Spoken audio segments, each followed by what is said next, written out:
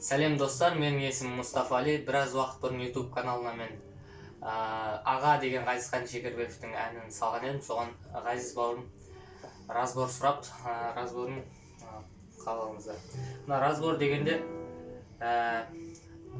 Аға әні бірінші ми минор тональдігінде орындалады. Ол ми минор ем, екінші АМ, үшінші Д, ре мажор, төртінші соль мажор, G, сосын до мажор, С, сосын қайтадан ля минор, сосын H7 септаккорд, С'дің септаккорды, сосын ми минор қайтадан. Осы қайталана береді.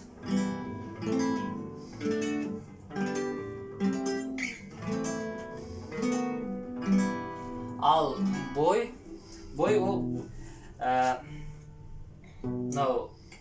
бесінші струнаны бірте тартып, сосын полный саусақтармен төменге түсіреміз және бір рет көтереміз.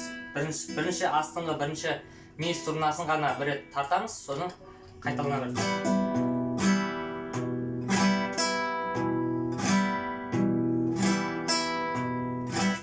Енді осыны қайта қарап үйренсеңіздер болады. Рахмет.